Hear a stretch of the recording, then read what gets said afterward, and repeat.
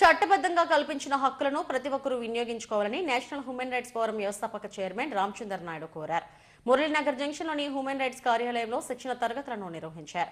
Senior న్యాయవాదులతో పాటు ఆయా రంగాల్లోని ప్రముఖులు, హ్యూమన్ రైట్స్ ఫోరం సభ్యులు అవగాహన కల్పించారు.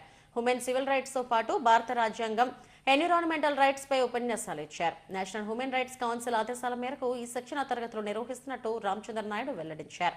ఈ కార్యక్రమంలో అడ్వకేట్ మాధవీలత, మురళీకృష్ణ తదితరులు పాల్గొన్నారు. TS Ramachandra Naidu, founder, chairman and CEO of national human rights protection forum NHRPF.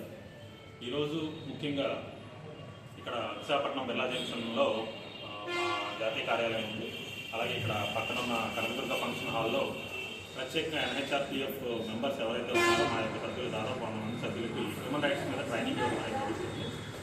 అంటే NHRPF and central home ministry యొక్క గైడ్లైన్స్ ప్రకారం ప్రతి హ్యూమన్ రైట్స్ సభ్యుడు కూడా హ్యూమన్ రైట్స్లోను, ఇండియన్ కాన్స్టిట్యూషన్లోను మొదలగు సబ్జెక్ట్స్లో బేసిక్ క్లాస్లో కూడా ట్రైన్డ్ అయి ఉండాలి. అదే ఉద్దేశంతో మా యొక్క సభ్యులకు ట్రైనింగ్ ఇవ్వడం కోసం అని చెప్పేసి ఈరోజు ఇక్కడ ఫంక్షన్ హాల్లో ప్రత్యేకంగా మార్నింగ్ టు ఈవినింగ్ మన విశాఖపట్నం బార్లో సీనియర్ మోస్ట్ అడ్వకేట్స్ తీసుకున్నటువంటి మెంబర్స్తో ప్రతి ఒక్కరికి కూడా ట్రైనింగ్ ఇప్పించడం అనేది జరుగుతుంది. ఈ ట్రైనింగ్ క్యాంప్ అనేది మార్నింగ్ నుంచి ఈవినింగ్ వరకు జరిగింది.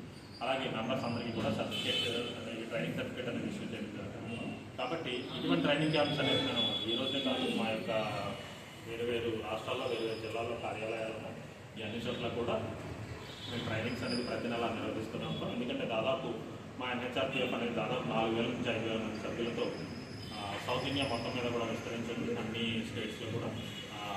అలాగే దాదాపు సౌత్ ఇండియాలో #1 హ్యూమన్ రైట్స్ ఆర్గనైజేషన్ కొనసాగుతుంది. అలాగే మా సభ్యులు మినిమం డిగ్రీ క్వాలిఫికేషన్ అనేది ఖచ్చితంగా ఉంటుంది.